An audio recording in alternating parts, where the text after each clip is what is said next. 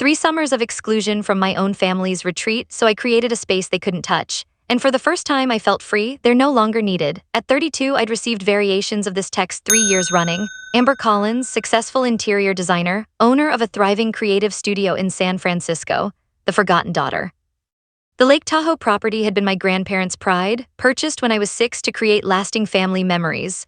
Grandpa Robert used to take me on artistic walks, setting up a small easel where I'd paint while he offered gentle encouragement. "You see the world differently, Amber," he'd say. "Don't let anyone convince you that's not a gift." When my grandparents died during college, they left the property to my parents, hoping the annual gatherings would continue nurturing family bonds. My father Richard, a banking executive, and mother Patricia transformed those intimate gatherings into networking showcases for business associates and social connections. I became increasingly peripheral. The daughter who chose art school over business, remained single while siblings produced grandchildren, worked with her hands rather than pursuing respectable professions. I pulled up Instagram, unable to resist checking what I was missing. There it was, my brother Blake's post showing printed itineraries stacked on the familiar kitchen island. Getting excited for the biggest family gathering yet. 118 confirmed guests. My breath caught. 118 people. I called Blake immediately. "Hey Amber, what's up? I saw your post. The retreat looks amazing this year." "Oh yeah, it's going to be epic. Mom and Dad went all out. We actually had to rent 2 additional properties just to fit everyone." The words hit like a physical blow. They'd rented extra properties. The exclusion wasn't about logistics, it was about choice. They'd chosen 118 other people over their own daughter. I ended the call without correcting his assumption that I was swamped with work. Instead, I sat on my apartment floor, surrounded by evidence of my professional success, and acknowledged the truth I'd been avoiding. This was systematic exclusion, carefully crafted to maintain plausible deniability while delivering an unmistakable message. The betrayal wasn't just my parents' choice to exclude me, but my siblings' complicity, the extended family's silence, the collective decision that my presence was not only unnecessary but unwanted. As I sat in darkness, the weight of 3 years accumulated rejection settled on my shoulders. But beneath the hurt, something else stirred, not anger, but cold, clear understanding. They'd shown me who they were. The question now was what I planned to do with that knowledge. The morning after Blake's revealing call, I woke with unusual clarity. The tears had stopped, replaced by certainty about my circumstances and options. My first instinct was confrontation, but years of experience taught me that direct challenges to Richard and Patricia Collins yielded only deflection and gaslighting. Instead, I opened my laptop and began researching. If they could rent additional properties, perhaps I could explore similar options. Not to compete, but to understand what was possible when someone chose to create rather than destroy, include rather than exclude. The idea evolved quickly. What if I hosted my own retreat during the same week? What if I invited people who actually valued my presence? I found Emerald Bay Estate, a stunning modern home just 15 minutes from my family's property. 6 bedrooms, panoramic lake views, available for the exact dates I needed. The rental cost was significant, more than I'd typically spend, more than my condo savings goal, but this wasn't about money. This was about dignity. I called my mentor Rachel, who ran an event planning business. "Amber, that sounds incredible," she said after I outlined my idea. "But are you sure this is a significant undertaking?" "I'm tired of absorbing their rejection," I replied. "I want to create something positive instead of enduring something negative." Rachel's enthusiasm grew as we discussed logistics. She offered to coordinate catering and local services, understanding the deeper motivation. "This isn't about revenge," she observed. "This is about reclaiming your narrative." I threw myself into planning with meticulous attention. My guest list included 25 people, art school friends, professional colleagues, clients who'd become friends. Each invitation was personal, explaining I was hosting a creative retreat focused on inspiration and authentic connection. Responses were overwhelmingly positive. People were excited, intrigued by the activities I described, grateful to be included in something special. Several mentioned how rare it was to receive invitations, prioritizing creativity over networking. I designed a website showcasing the property and planned activities: morning yoga, collaborative art workshops, nature photography, evening creativity discussions. Every element reflected values my grandparents had instilled: authentic connection, beauty appreciation, nurturing creative spirits. As confirmations arrived, I felt something I hadn't experienced regarding family for years: genuine excitement about a summer gathering. These people wanted to be there, had rearranged schedules to participate in something I'd created. When my mother called checking on summer plans, I offered only vague responses about staying busy. The conversation felt surreal, her acting as if the exclusion was unfortunate scheduling while I planned an alternative within miles of their gathering. "I hope you're not too disappointed about missing the family retreat," she said. "I'm making other plans," I replied truthfully. "That's probably for the best. You know how chaotic it gets with so many people. The irony was staggering, too chaotic for 119 people but manageable for 118. 3 days before departure, my sister Heather texted, "Saw posts about your Tahoe retreat, looks amazing. How come I didn't know about this? Just a small gathering of creative friends, nothing formal. Would there be room for one more?" The family thing is starting to feel overwhelming with all the business networking. After consideration, I extended the invitation. Heather had consistently shown interest in my work, attended gallery showings, asked genuine questions. Including her felt like offering a bridge between birth family and chosen community. On departure eve, I stood in my apartment surrounded by welcome baskets I'd assembled. Local artisan soaps, wine, handmade journals, personalized notes thanking each person for being part of my life. I wasn't seeking revenge. I was seeking restoration of my worth, belief in genuine community, connection to my grandparents' values. If my family had forgotten how to create space for love and creativity, I would demonstrate what that looked like. Loading my car the next morning, my heart was full of anticipation rather than dread for the first time in 3 summers. They taught me I didn't belong at their table. Now I would show them and myself what it looked like to build a table where everyone truly belonged. The retreat's first 2 days unfolded like a forgotten dream. 23 guests gathered at Emerald Bay Estate, with Heather's addition completing my vision. The property exceeded expectations, floor-to-ceiling windows framing impossible blue water spaces designed for meaningful conversation. Morning yoga gave way to collaborative painting. Guests shared stories during nature walks, worked on creative projects, lingered over meals because no one wanted conversations to end. This was community chosen rather than obligated, nurtured rather than performed.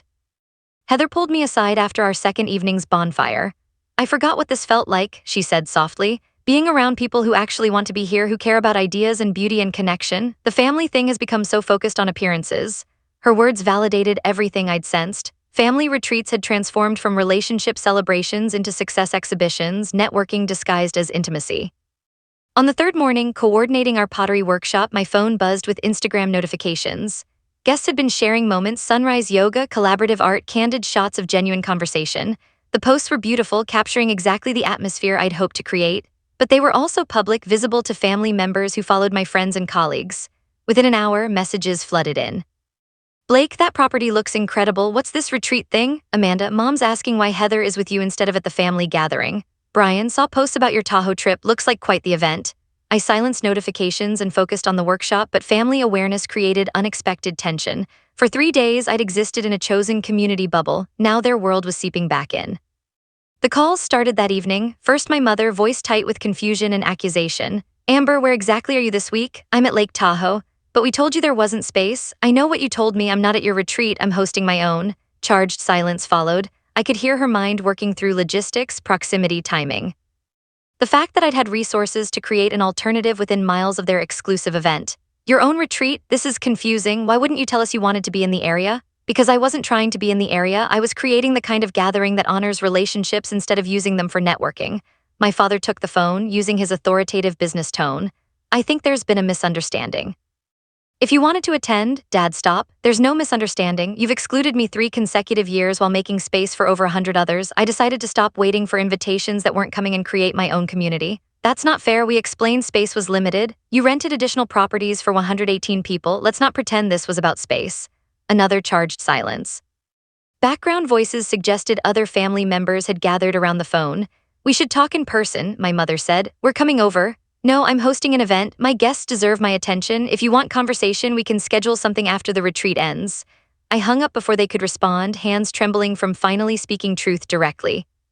Around me, the retreat continued, guests in evening art sessions, others around the fire pit, some reading quietly. None seemed aware of family drama unfolding. This was the difference. When you create community based on mutual respect, people give each other space for personal challenges without making them group problems. The next morning brought an unexpected visitor. Great Aunt Alina, my grandmother's sister, now in her 80s but still sharp. She'd arrived by taxi with characteristic directness. "I saw photographs of this place on social media, recognized the view, decided this looked more interesting than your parents' corporate showcase." Her presence added unexpected family validation. Alina had known my grandparents better than anyone, understood their original vision. As she engaged with guests about creative work and shared travel journalism stories, I felt profound continuity with values my grandparents had tried to instill. That evening, Alina addressed the group during our final dinner. "I want you to know what you're part of here." This tradition began with my sister Alina and her husband Robert, who believed meaningful relationships were life's foundation.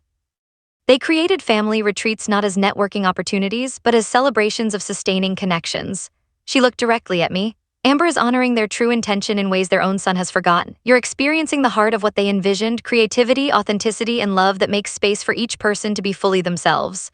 Her words brought tears, not from sadness, but recognition. This was exactly what I'd tried to create, not a competing event, but return to original values. Not revenge against family, but restoration of what family could mean when rooted in love rather than performance.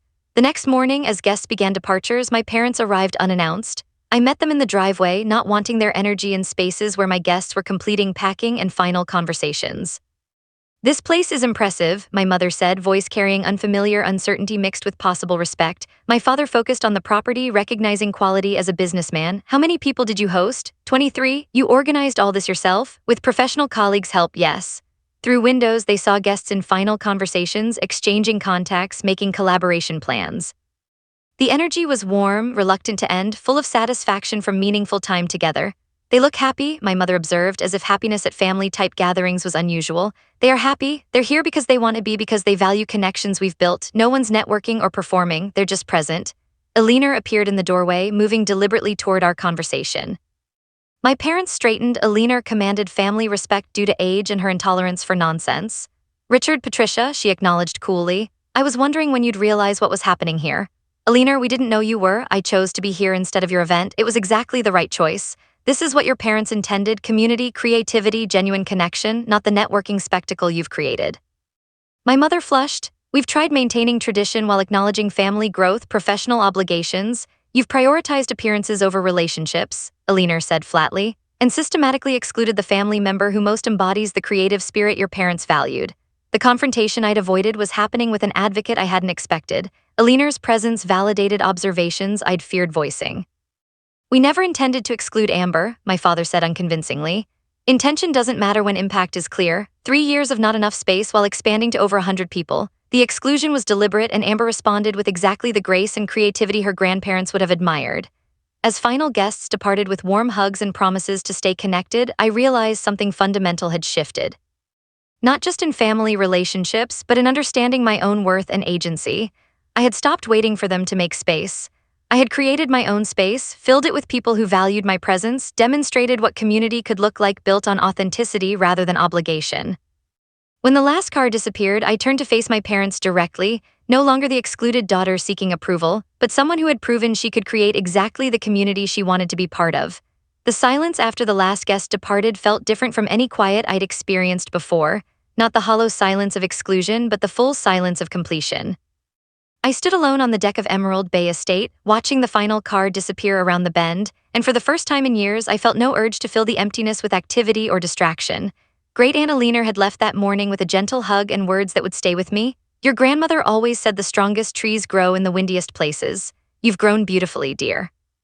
My parents had departed the day before with awkward promises to talk soon, their discomfort palpable but no longer my responsibility to manage. I nodded politely, offered no timeline for that conversation, and felt something remarkable: indifference to their approval. I spent the final day at the property alone, slowly packing supplies and cleaning spaces that had hosted so much joy. Each room held echoes of laughter, conversations that had stretched late into the night, moments of genuine connection that required no performance or pretense. I moved through these spaces slowly, not from sadness but from reverence for what had been created here. Driving back to San Francisco, I didn't listen to music or podcasts. The silence in my car felt companionable rather than lonely, filled with reflection rather than anxiety about what came next. For the first time in my adult life, I wasn't racing toward the next achievement or seeking validation for the last one. I was simply present with what was. The weeks that followed established a new rhythm in my life. I returned to my design work with renewed energy, but something fundamental had shifted in how I approached projects and client relationships. I found myself drawn to simpler spaces, authentic materials, designs that prioritized comfort and functionality over impressiveness. My work became quieter, more confident, less concerned with proving anything to anyone. My apartment, too, began to reflect this internal change. I removed pieces I'd acquired to project success and replaced them with items that brought genuine pleasure: a ceramic bowl made by Miranda during our pottery workshop, a small painting Heather had completed on our final evening, books on creativity and craftsmanship that I actually read rather than displayed. The space became truly mine in ways it had never been before, even when I'd lived there alone. Every object had a story, every corner served a purpose beyond aesthetic appeal. I discovered the profound satisfaction of living in a space that reflected my actual self rather than my aspirational one. Evenings took on a different quality. Instead of scrolling through social media or working late to avoid quiet moments, I found myself drawn to simple pleasures I'd forgotten I enjoyed, cooking elaborate meals for one without apology. Reading fiction in a warm bath, sketching in journals without any intention of sharing or showcasing the work. I began taking long walks through my neighborhood, noticing architectural details and seasonal changes I'd rushed past for years. These walks weren't exercise or networking opportunities, they were simply time spent with my own thoughts, comfortable with my own company in ways I'd never been before. The business inquiries that came from retreat participants felt different too. People sought me out not just for my design skills, but for my ability to create spaces where authentic connection could flourish. I found myself working on projects that aligned with my values: a community center renovation focused on accessibility, a small restaurant redesign that prioritized warmth over formality, a series of artist studios that celebrated creativity rather than commercial success. Money became less important than meaning. Not because I could afford to be careless with finances, but because I discovered that contentment required far less than I'd believed. My needs were simpler now, my desires more specific and genuine. I heard from retreat participants occasionally updates about creative projects, career changes inspired by our conversations, collaborations that had emerged from connections made that week. These messages brought quiet satisfaction rather than excitement. I'd helped create something meaningful, and now it was living its own life, growing in directions I couldn't control or predict. My family reached out sporadically. Heather and I maintained regular contact, our relationship deepening as we explored shared interests I'd never known she had. My parents sent occasional texts about family news, no longer presuming to offer unsolicited advice about my career or personal life. The dynamic had shifted subtly but permanently. They were no longer authority figures whose approval I sought, but distant relatives with whom I maintained polite contact. The Lake Tahoe property remained available for my use 1 week each summer, a Leaner's gift ensuring the tradition would continue in a form my grandparents would recognize. I began planning quietly for the following year, not as a grand gesture or statement to my family, but as a natural expression of values I wanted to nurture. 6 months after the retreat, I received a package with no return address. Inside was a small watercolor painting of the lake view from our morning yoga sessions, painted in the soft colors of dawn. A note tucked beneath read simply, "Thank you for showing me what home feels like." I hung the painting in my kitchen, where I would see it every morning while making coffee. It became a daily reminder that the most important communities are often the ones we create without realizing it, through small gestures of inclusion and acceptance that ripple outward in ways we may never fully understand. Winter settled over San Francisco with unusual gentleness that year. I found myself drawn to hibernation-like rhythms, early bedtimes, weekend mornings spent reading in bed, evenings devoted to creative projects with no deadline or purpose beyond pleasure. For the first time since childhood, I wasn't pushing toward anything or running from anything. I was simply existing in the present moment. The loneliness I'd feared never materialized. Instead, I discovered the profound difference between solitude and isolation. Solitude was chosen, contemplative, restorative. Isolation had been imposed, anxious, depleting. I began to crave the quiet hours alone with my thoughts, the freedom to follow creative impulses without explanation or justification. My design practice evolved to reflect these new priorities. I took on fewer projects but devoted more attention to each one, building relationships with clients based on mutual respect rather than impressed obligation. The work became more personal, more meaningful, less concerned with industry recognition or peer approval. On the 1-year anniversary of that first painful text message, I found myself thinking not about my family's rejection but about my own response to it. The woman who had sat on her apartment floor in tears, desperate to understand what she'd done wrong, felt like a stranger to me now. Not because I'd hardened or grown cynical, but because I'd finally learned to distinguish between other people's inability to see my worth and any actual lack of worth on my part. I thought about my grandparents often during those quiet months, not with sadness, but with gratitude for the values they'd instilled before I was old enough to doubt them. Their belief in creativity as a worthwhile pursuit, their understanding that family meant making space for everyone to be authentically themselves, their conviction that beauty and connection were life's true treasures, these gifts had sustained me through years of feeling like I didn't belong anywhere. Now I understood that I had always belonged, just not in the spaces I'd been trying to fit into. The retreat hadn't changed who I was, it had simply created conditions for me to remember. Spring arrived early that year, and with it, inquiries about hosting another creative gathering. I considered the possibilities quietly, without urgency or pressure. If it happened, it would emerge naturally from genuine desire rather than any need to prove or achieve anything. The first retreat had served its purpose. It had reminded me who I was and what I valued. Whatever came next would grow from that foundation of self-knowledge rather than from any remaining wounds or unmet needs. As I write this, sitting in my kitchen with Miranda's ceramic bowl holding fresh flowers from the farmer's market, the small watercolor catching morning light, my grandmother's recipe book open to a page about simple pleasures, I realize that the most profound victory isn't triumph over those who hurt us. It's the quiet discovery that their opinions no longer shape our sense of self. My family's table had been too small, but I'd learned something more valuable than earning a seat at it. I'd learned to build my own table, one where everyone could belong without pretending to be someone else. And sometimes, on the best days, that table holds just one person, me, completely content with her own company, no longer needing anyone else's permission to exist fully as herself. The lake will always be there, reflecting whatever sky appears above it. The mountains will continue their ancient watch over the valley. And somewhere in that landscape, the space exists for anyone who needs to remember that exclusion from one place simply means freedom to find or create another.